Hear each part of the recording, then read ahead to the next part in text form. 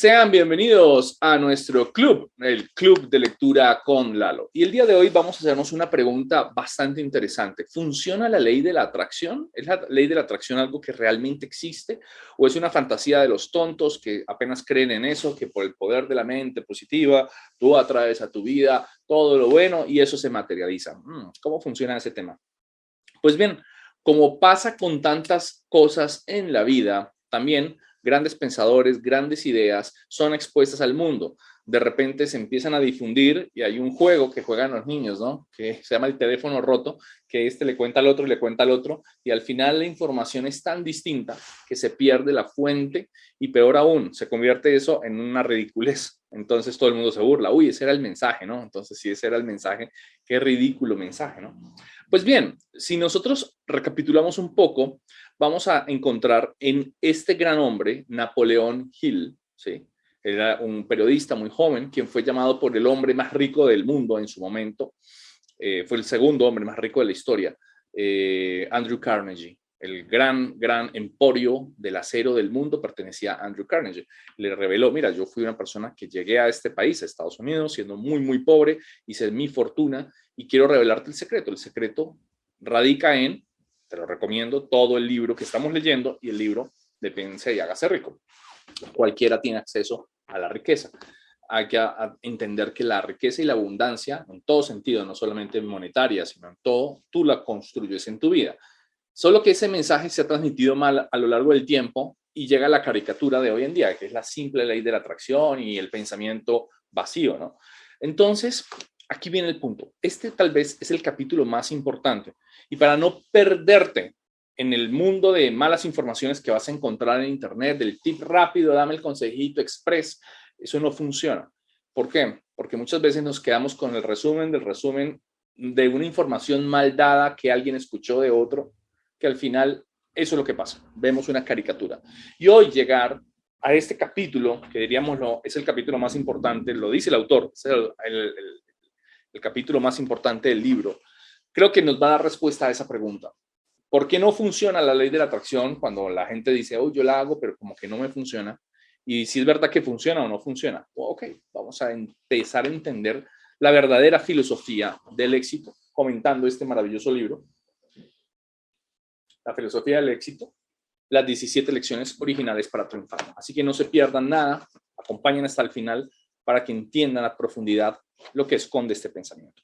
Capítulo 14, pensamiento preciso. Dice el autor, nos acercamos ahora al misterio de todos los misterios. O sea, escuchen bien, o sea, este es el punto más importante. Nos acercamos al misterio de todos los misterios, el poder de la mente humana. Abordemos este tema con un espíritu de asombro, pues es el tema más profundo de toda esta filosofía. Contiene el secreto de todos los éxitos y todos los fracasos. O sea, aquí se esconde. ¿Por qué gente exitosa? Porque hay gente fracasada. Si tú has tenido una vida muy difícil muchos años, escucha. Si tú has tenido una vida de éxito en los últimos años, también escucha. Si tú quieres tener una vida de éxito en los próximos años de tu vida, escucha y aplica. Es el único principio que está necesariamente en la lista de los imprescindibles de todos los que quieren alcanzar la llave maestra que da acceso a la riqueza y el gran estado de felicidad. Es el tema más importante que conoce la humanidad, pero paradójicamente es el menos comprendido, el pensamiento preciso. Fíjense en lo que está diciendo. Es el tema más importante que la humanidad supuestamente conoce, que es el pensamiento, pero es el menos comprendido. Y de ahí viene lo que estoy contando precisamente. El poder del pensamiento puede compararse con un rico terreno cultivable cuyo suelo, mediante un esfuerzo organizado, puede utilizarse para producir el alimento necesario o que, por una actuación negligente, puede producir únicamente mala hierba. La mente está eternamente trabajando, construyendo o destruyendo, trayendo miseria, infelicidad y pobreza o alegría, placeres y riquezas. Ahí viene la primera perla del libro de hoy. Tu vida es tal cual, un resultado, el resultado que tú has ido construyendo en tu mente. Si descuidaste el cultivo de tu mente, seguramente ya se encargó de traer a tu vida, ¿m? Esa mala hierba que lo único que trajo fue pobreza, trabajos duros, destrucción, infelicidad, tristeza, etcétera. Ahora, ¿por qué digo que esto es incomprendido? Si mucha gente dice, no, Lalo, ¿cómo se te ocurre? Yo estoy tan piadoso, yo voy al templo, a la oración, voy con mi padre, mi pastor, mi ministro allá y hago mis oraciones, pero es que Dios es duro, duro. La vida es dura. No, no, no. Si has tenido una vida dura, a pesar de que eres una buena persona y llevas años y años, seguramente, de alguna manera, tú eres co-creador de esa vida o eres creador de esa vida. La mente está eternamente trabajando, construyendo, destruyendo, trayendo miseria, infelicidad y pobreza o alegría, placer y tristeza. Vamos a detenernos un momento. Y es que cuando uno empieza a hacer una autocrítica, porque pues obviamente no estamos juzgando a alguien específicamente, estamos hablando de un principio universal. Cuando uno empieza a hacer una autocrítica, inmediatamente saltan las alarmas de las disculpas. No, eso no es así, porque es que mira que pasó esto. Yo soy el primero en saber que hay circunstancias en la vida, por ejemplo, la guerra, ahora está habiendo una guerra. Pues una persona que está llevando su vida normalmente y de repente estalla una guerra y está en la ciudad donde se libra una batalla, obviamente no es el responsable de que eso haya pasado. Estamos claros, ¿verdad? Pero lo normal de la vida no es eso. Lo normal de la vida es una persona que ha vivido en un país, en una ciudad, con las condiciones para haber salido adelante y por más de que hay tiempos de prosperidad, hay tiempos de abundancia, todavía sigue batallando, batallando y batallando. Y no ha entendido estos principios y no los ha aplicado en su vida. Me gusta poner los puntos sobre las IES para que sepamos bien de qué estoy hablando. Todos tenemos el poder del pensamiento. Y ese poder, la gente no lo comprende realmente. Dice el autor, nunca la mente está ociosa. Es el mayor de todos los activos que la humanidad tiene disponible. Y sin embargo, es el menos utilizado y el peor tratado, si el maltrato consiste básicamente en no usarlo.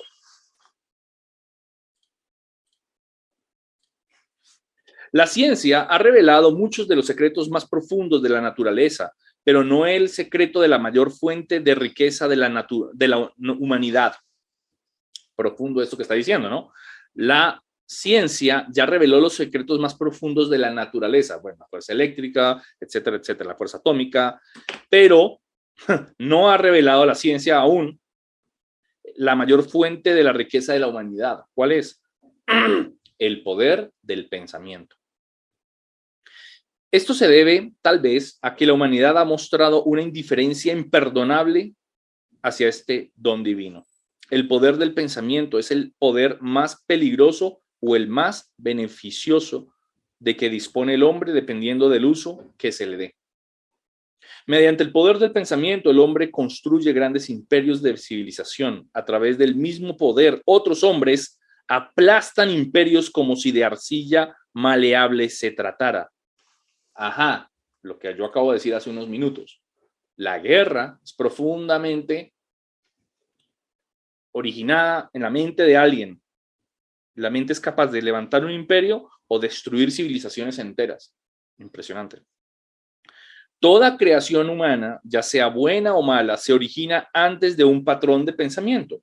Todas las ideas se conciben mediante el pensamiento. Todos los planes, propósitos y deseos se crean en el pensamiento. Y el pensamiento es lo único sobre lo que la humanidad ha sido dotada del absoluto privilegio del control. Una vez más, un principio que ya hemos explicado. Tú no tienes control absolutamente de nada, salvo de tus pensamientos. Examinemos los pasos de un pensamiento preciso, de modo que podamos dirigir la iniciativa personal al alcanzar cualquier propósito deseado. El pensamiento preciso se basa en dos grandes fundamentos. Primero, el razonamiento inductivo basado en la asunción de hipótesis o hechos desconocidos. Y segundo, el razonamiento deductivo, basado en hechos conocidos o en los que se cree que son hechos. Los pensadores certeros, al tratar con los hechos, dan estos importantes pasos como medio para que su pensamiento sea eficaz. Primero, separan los hechos de la ficción o de los rumores. Segundo, dividen los hechos y dos, dividen los hechos en dos tipos, los importantes y los que carecen de importancia. Muy interesante el tema. Entonces, el pensamiento preciso se basa en dos grandes fundamentos, el pensamiento inductivo y el deductivo. El inductivo, basado en la asunción de una hipótesis o de un hecho desconocido. El deductivo, basado en los hechos conocidos o en los que se cree que son hechos. Hay dos formas de hacer ciencia. Sí. Básicamente yo explico esto muy rápido. Hay dos formas de hacer ciencia. La de hacer un experimento en el laboratorio. Entonces haces un experimento, miras la reacción, dices, no funcionó, cambiamos un poquito la fórmula. Luego la vuelves y la cambias. Estás trabajando con esto que es tangible, ¿sí? El ser humano es capaz de hacer el experimento, ¡boom! ¡Voilà! Resultado. Anota el resultado, documentado. Listo. Replica el experimento en otro laboratorio, en otro país. Mire, la receta sí funcionó. Fue exactamente el mismo resultado. Listo. Así la humanidad ha ido avanzando.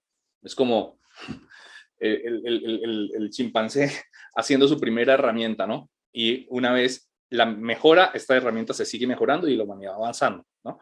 La otra no, la otra es a punta de pensamiento y lógica pura y dura. Mucha gente piensa que el único método de pensamiento es el pensamiento científico comprobable. No es verdad. El otro pensamiento es como la matemática. Entonces se queda la persona pensando, bueno, ¿esto por qué es así? Y empieza a desglosar números, igual que la filosofía, igual que el derecho, igual que, bueno, la matemática es por excelencia, la ciencia de esto, ¿no?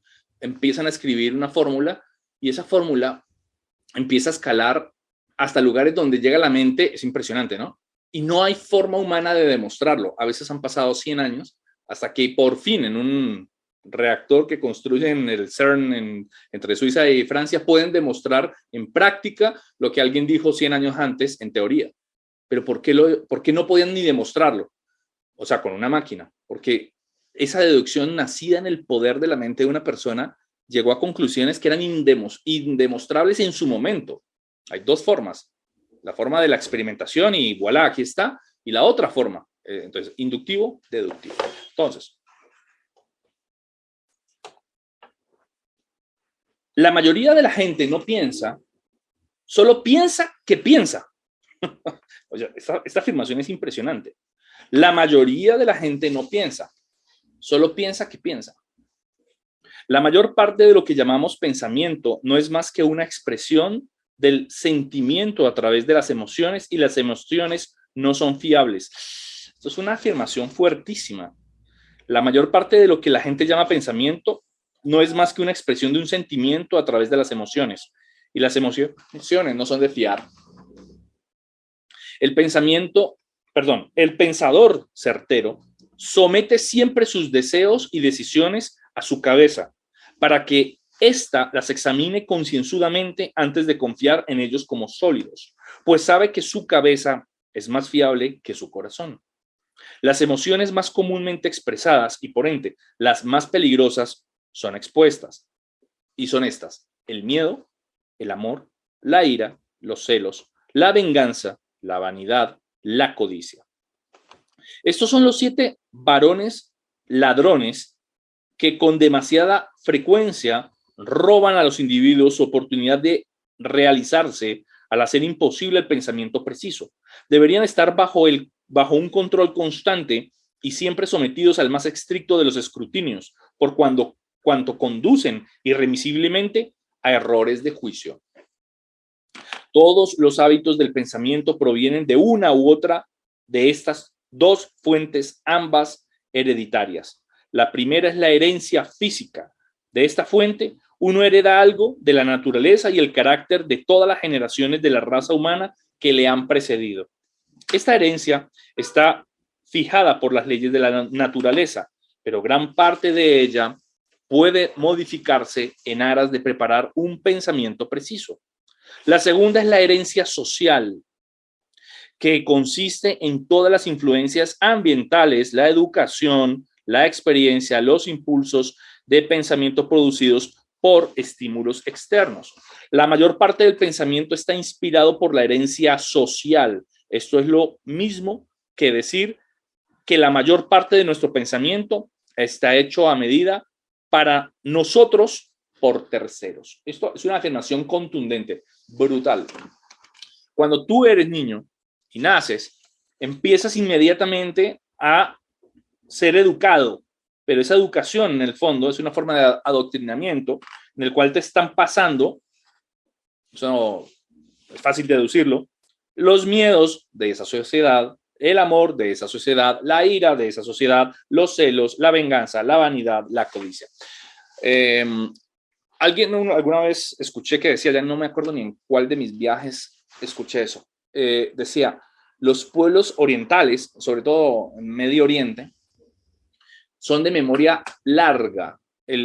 Los pueblos occidentales, o sea, Europa, Estados Unidos, América Latina, somos de memoria muy corta. O sea, no entendí. Y me dicen, sí, ellos, por ejemplo, cuando empiezan a hablar a sus hijos, le dicen, vea, hijos, en las historias que les cuentan a sus niños, ¿no? Todas estas tierras eran de nuestro pueblo, pero llegaron estos invasores y ahora tenemos que vivir con el dolor, y entonces cuentan y alimentan historias. Y es impresionante, esos niños crecen oyendo esas historias y alimentando una sed de que algún día ellos reconquistarán lo que sus abuelos y ancestros, no, es que no son ni abuelos, son ancestros, perdieron, y crece una memoria arraigada en sentimientos de venganza muchas veces, o de ira, de algo que se perdió, y por eso se odian muchas veces entre ellos, ¿no? Este me hizo esto y esto me hizo, y crece el miedo, crece la ira, crece la venganza en historias arraigadas que pasaron hace más de 300 años. Mientras que, pregúntele eso a un latinoamericano, ya no, eso no pasa acá. Ellos, la segunda fuente de la herencia social consiste en las influencias ambientales, la educación, la experiencia y los impulsos del pensamiento producidos por estímulos externos, mucho más que la parte biológica o hereditaria de la naturaleza. La forma como tú concibes el dinero, la forma si es bueno o es malo, la forma como tú concibes todos tus comportamientos en general están condicionados por esas creencias. La mayor parte del pensamiento está inspirado por la herencia social. Esto es lo mismo que decir que la mayor parte de nuestro pensamiento está hecho a medida para nosotros por terceros. Entonces ahí está. Simplemente ahora piensas lo que piensas porque muchas veces te inculcaron esa forma de pensar.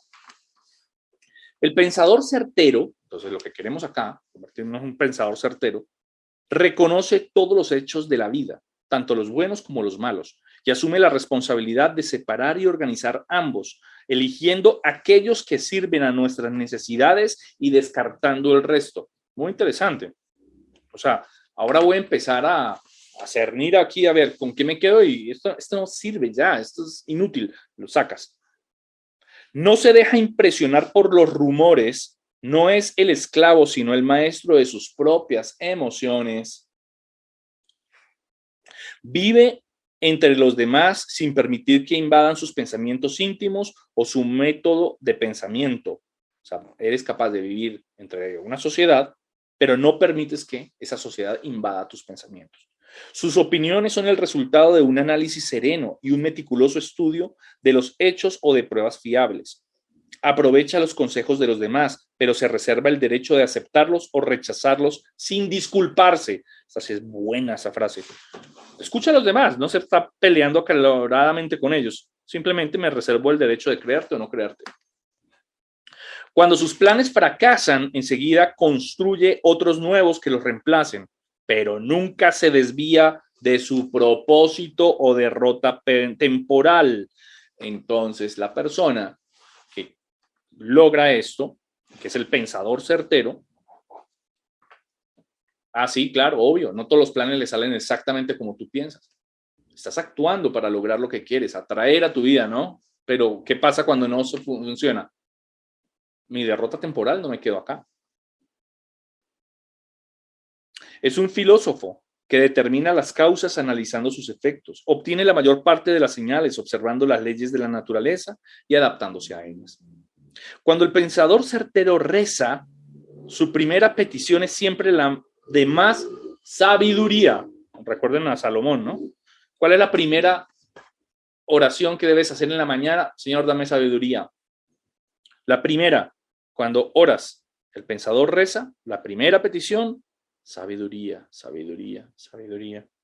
Pero sin insultar nunca a la deidad pidiendo que se eluda alguna ley natural o demandando algo a cambio de nada. Entonces, es muy buena. Señor, dame, este es el tema.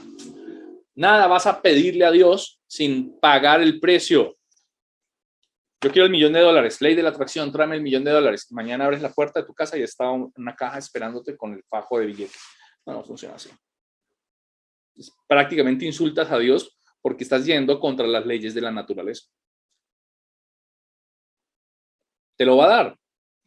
Depende. Si haces lo que tienes que hacer. O sea, es impresionante este tema. Te estás pidiendo a Dios, dame más sabiduría para lograr lo que quiero. Pero no te estoy pidiendo que rompas las leyes que tú mismo has creado. Bueno, rompe con la ley de la gravedad. No lo va a hacer. O dame algo a cambio de nada. Tampoco. ¿Cuál es el precio que vas a pagar por lo que estás pidiendo? Así, sus oraciones suelen ser respondidas y en su totalidad, pues se ha puesto al lado del Creador. O sea, es una joya lo que estamos leyendo hoy. ¿Sabes por qué? Si Dios te escucha, porque te pusiste del lado del Creador. Tú comprendiste mis leyes, el propósito que tengo contigo. Ahora sí te bendigo tus obras. No codicia las posesiones materiales de los demás, porque tiene una forma mejor de adquirir todas sus necesidades, ganándoselas en primer término. Ay, mi querida América Latina, cómo me encanta esto para que escuchemos. Me encanta ser autocrítico, obviamente. Dejemos de estar hablando mal del prójimo cuando le va bien. Dejemos de estar ambicionando las necesidades de los demás. Si empiezas a bendecirlo y entiendes que la mejor forma de adquirir abundancia en tu vida y suplir todas tus necesidades es ganándotelas. ¡Wow! Ahora estás del lado de Dios, ¿verdad? No envidies a los demás porque se sabe más rico que la mayoría en los valores en que más cuentan en la vida. Brinda su ayuda a los demás deliberadamente y la acepta solo cuando su aceptación ha estado plenamente justificada. Estos son los rasgos de un pensador certero. Estúdialos concienzudamente si quieres ser parte de la pequeña minoría que piensa con precisión. Los rasgos sencillos y fáciles de entender, pero no lo son tanto de cultivar, pues cultivarlos requiere más autodisciplina de la que la mayoría de las personas están dispuestas a ejercitar. Sin embargo, la recompensa por el pensamiento preciso merece el esfuerzo. Consiste en múltiples valores, entre los que se encuentran la paz mental, la libertad del cuerpo y la mente, la sabiduría, la comprensión de las leyes de la naturaleza, las necesidades materiales de la vida y por encima de todo la armonía con un gran esquema del universo y tal como lo establece y mantiene el Creador. Nadie puede negar que el pensador certero ha establecido una relación del trabajo con su Creador. El pensamiento preciso es un bien inestimable, pero no se puede comprar con dinero ni pedir prestado a otros. Muy buena esa afirmación, ¿no? El pensamiento preciso es un bien inestimable, pero no se puede comprar con dinero ni pedir prestado a los demás. ¿Cómo lo obtengo? Debe obtenerse por uno mismo a través de los más estrictos hábitos de autodisciplina, reunidos, organizados y probados a través de las experiencias de los hombres y las mujeres de éxito en ambos ámbitos de la vida. Entonces, hay que obtenerlo con disciplina. Hay que aprender a ser disciplinado con tus pensamientos para ordenar tu mente y finalmente tener el provecho de lo que estamos buscando. Esto nos pone en otra dimensión completamente distinta a la que es popular allá afuera. Es una experiencia de lo más extraña encontrar una persona que viva su propia vida, piense sus propios pensamientos, desarrolle sus propios hábitos y que haga siquiera el más mínimo intento de ser ella misma. La mayoría de la gente es imitadora de otros y muchos son neuróticos que prefieren estar a la altura de otros antes que ser ellos mismos. Este hombre es una joya de verdad.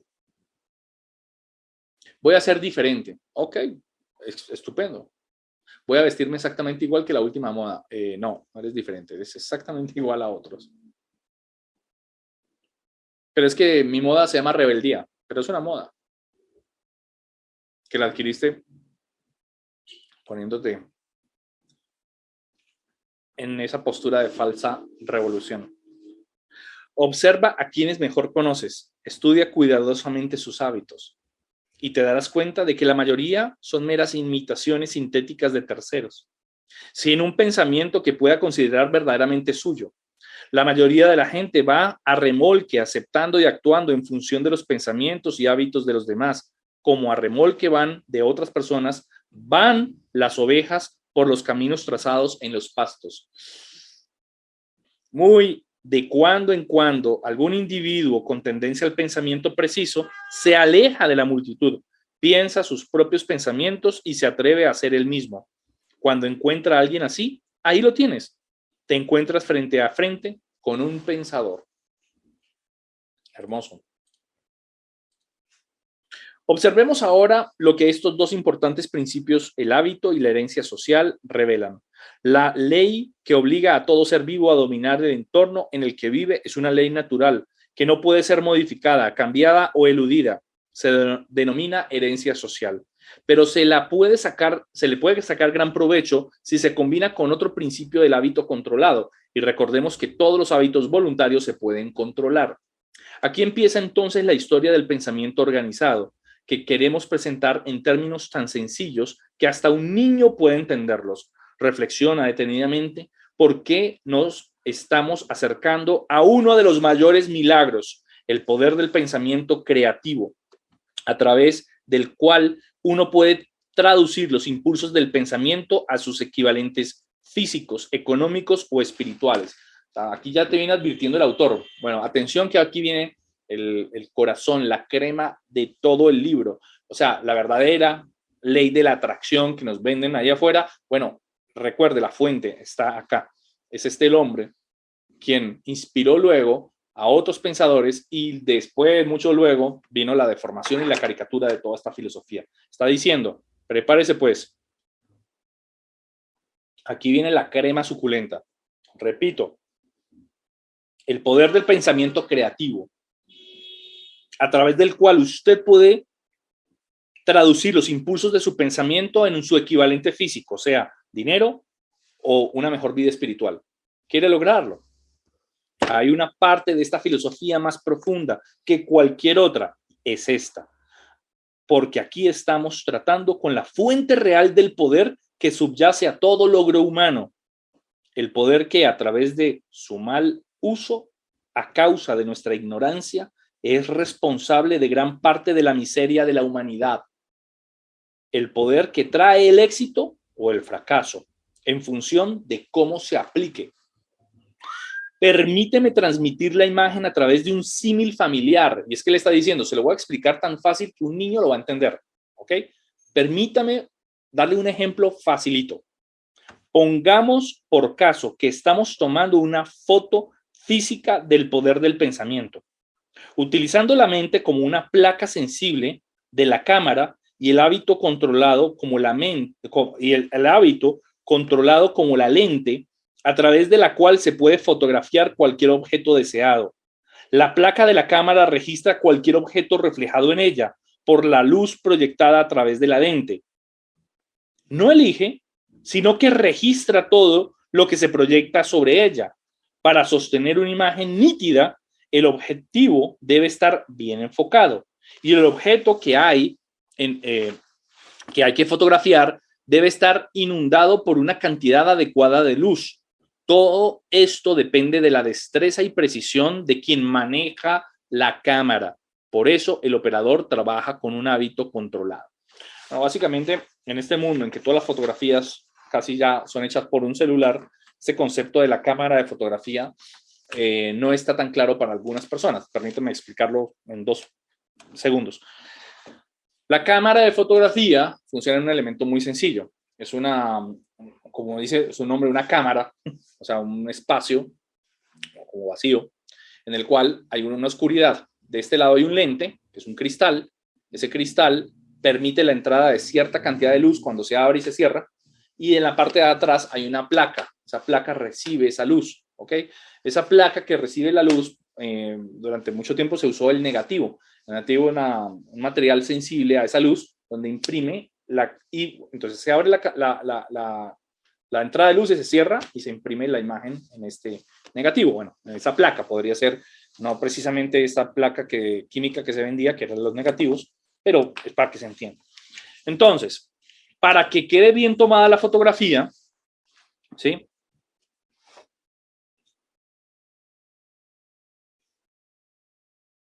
Utilizando la mente como la placa sensible de la cámara, la placa, el negativo, y el hábito controlando cómo la lente, el hábito es el que controla, el hábito es como la lente a través del cual se puede fotografiar. Tú puedes tener desenfocado la cámara, o sea, en vez de estar enfocando el cristal a una distancia, por ejemplo, de 3 metros, está el sujeto, ¿no?, al que le vas a tomar la foto. Si lo tienes desenfocado y lo tienes el foco dirigido a 10 metros, pues sale borroso en la imagen, ¿no? Entonces, trato de repetir para explicar el ejemplo. Pongamos por caso que estamos tomando una foto física de un lugar, una foto física del poder del pensamiento a través de la mente. Pues la mente es toda la cámara, ¿no? La placa sensible de la cámara y el hábito controlado como la lente a través de la cual se puede fotografiar cualquier objeto deseado. Claro, puedo fotografiar a 3 metros o al paisaje, al infinito. La placa de la cámara registrará cualquier objeto reflejado por ella. Sí, la placa de la cámara solamente se encarga de, cuando tú me dejes pasar la luz, yo voy a registrar lo que tú me mandes. La placa de la cámara registrará cualquier objeto reflejado en ella por la luz proyectada a través de la lente. La placa no elige, ella simplemente abrieron la luz, yo recibo acá lo que usted me está proyectando, sino que ella simplemente se registra lo que cae sobre ella. Para obtener una imagen nítida, el objetivo debe estar bien enfocado. Claro, si yo no pongo si está totalmente desenfocada la lente, una imagen borrosa. ¿Listo? Y el objeto que hay que fotografiar debe estar además bien iluminado, porque si no está bien iluminado, te va a también salir mal. Todo esto depende de la destreza de quien toma la foto. Por eso el operador trabaja con un hábito controlado. Tiene que controlar el foco, poner todo, listo. Ahora, traslademos la escena de la cámara al cerebro humano, de modo que podamos observar lo mucho que ambos se parecen en su funcionamiento. El individuo elige el tema que desea registrar en las células de su cerebro, siendo el cerebro la placa sensibilizada de la cámara. Llama al tema su propósito principal definido. Vamos a suponer, entonces, mi propósito principal definido es mejorar mi situación financiera. Listo. Desea que el cerebro capte una imagen clara de dicho propósito en todo su detalle, para registrarlo y trasladarlo al subconsciente, que lo traduce a su equivalente físico a través de los medios naturales que haya disponibles. Procede, por tanto, mediante el principio del hábito controlado, a colocar en su mente consciente una imagen nítida de lo que desea. Bueno, lo que deseo en mi vida es, estamos dando un ejemplo, vivir en una abundancia monetaria, financiera. Ok. Día tras día repite esta imagen mediante el hábito controlado, pues conoce, como siempre hace el pensador certero, que el impulso mental del pensamiento a través del cual está pintando la imagen, su cerebro puede recibir la cantidad necesaria de tiempo para, a través de exposiciones repetidas, registrarse como es debido. También debe ir acompañado de la proporción adecuada de luz, el sentimiento emocional mezclado con la razón, para que el cerebro pueda captar un esquema claro y todos los detalles del pensamiento. Entonces, todos los días empiezas a usar el pensamiento, el tiempo suficiente. Vas y haces tu trabajo con tu pensamiento. Al trasladar al cerebro una imagen clara de lo que usted desea, que se traduzca en su equivalente físico, hay que dar 4 importantes pasos. todos ellos fáciles de seguir y sujetos al control individual. Estos 4 pasos son, primero, la adopción de un propósito principal definido. Segundo, la creación de un plan práctico para la consecución de dicho plan. Tercero, la alianza con la mente maestra, con aquellos cuya capacidad o influencia puede resultar necesaria para el propósito. Y cuarto, acción inmediata y continua, ejecución de ese plan.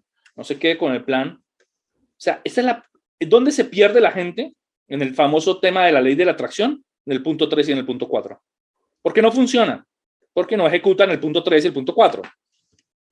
Ellos, ay, Señor, dame plata, van a la iglesia y oran. ¿Tienes un plan? Hay gente que fracasa hasta en el punto número 2. No tengo ni siquiera plan. Pero, Señor, que me gane la lotería, y no compran el boleto. Paso número 1. Ve a la iglesia y ora a Dios si es lo que quieres, o hazlo en la sala de tu casa, no sé, me da igual. Segundo, crea un plan definido para lograrlo. Ya tienes la imagen clara. ¿Cuál es el plan? Tercero, busca personas que vibren contigo en ese mismo plan, en esa misma esfera. Y al juntar esas personas surge la tercera persona, que es la mente maestra. Son donde surgen ideas. Eso es lo que comentábamos hace un tiempo atrás.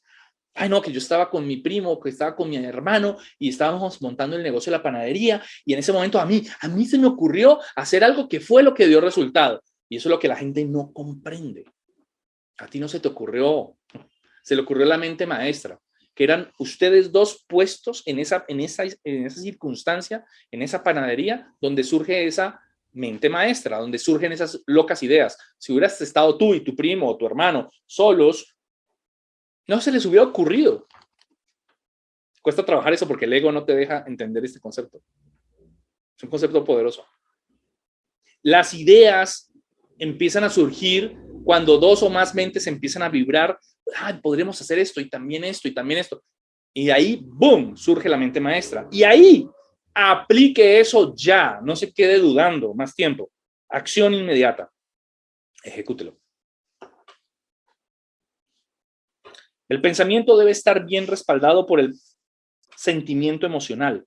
Entonces, sí, lo vamos a conseguir. O sea, yo tengo un sentimiento, sí, me acompaña el sentimiento.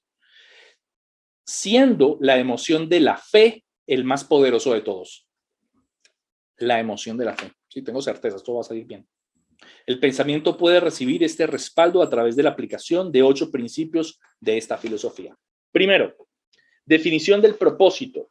Empieza con este principio adoptando un objetivo basado en una razón o deseo concreto para su consecución. Entonces, define cuál es tu propósito. Segundo, mente maestra. Mediante este principio, usted debe aliarse con personas con la educación, la habilidad, la experiencia necesarias para ayudarle en la consecución de ese propósito. Tercero, iniciativa personal. Uno debe aplicar este principio tomando la iniciativa y llevando a cabo sus planes para alcanzar su propósito. Cuarto, visión creativa. Estamos en el fondo repitiendo los capítulos del libro, ya se dieron cuenta, ¿no? Uno debe utilizar este principio a través de la facultad de la imaginación como ayuda para elegir aliados de la mente maestra y construir planes ingeniosos para alcanzar su propósito. Número 5, autodisciplina. Este principio debe aplicarse para garantizar que todas las facultades de la mente se organicen y dirijan hacia la consecución del propósito principal, así como para evitar que se abandonen cuando las cosas se pongan cuesta arriba. Número 6, fe aplicada. Este principio debe aplicarse para proporcionar al individuo la esperanza y la confianza en sí mismo necesarias para garantizar una acción continua en la consecución de sus planes, así como para ponerle en contacto con la inteligencia infinita a fin de que ésta le provea de la sabiduría que necesita. Número 7, una personalidad agradable. Este principio debe aplicarse como un medio para influir en los demás, de modo que cooperen y vendan las ideas o planes del individuo con la menor resistencia posible. Y número 8, el hábito de ir más allá. Este principio debe aplicarse como un medio para crear aliados amistosos y ganarse el derecho a solicitar la cooperación de los demás, colocándoles así en una posición en la que deben cooperar. Ahí terminan los enunciados y termina el capítulo con esto que dice el autor. La aplicación combinada de estos 8 principios, cuando está respaldada por el pensamiento preciso, constituye el pensamiento organizado del más alto nivel conocido por la humanidad. ¿Cómo podría ser derrotado de forma permanente quien ha adquirido la capacidad de transmutar cada emoción, cada sentimiento, cada miedo y cada preocupación en una fuerza motriz positiva para alcanzar fines concretos? Esto es precisamente lo que el pensamiento organizado permite hacer. Organiza todas las facultades de la mente y la condiciona para la expresión de la fe. Los pensamientos son cosas, dijo el gran filósofo, y de nuevo el pensamiento es el único poder sobre el que el creador ha dado al individuo control absoluto. Como buscador de la verdad, imagínate a ti mismo como alguien siempre capaz de reconocer los hechos, tanto los buenos como los malos.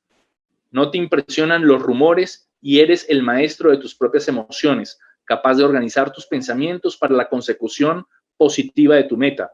Piensa y repite varias veces al día. Soy capaz de organizar mis pensamientos y emociones en una fuerza motriz positiva orientada a mi objetivo. Soy capaz de organizar mis pensamientos y emociones en una fuerza motriz positiva orientada a mi objetivo. Soy capaz de organizar mis pensamientos y emociones en una fuerza motriz positiva orientada a mi objetivo, y continúa 10 veces. Tremendo este capítulo.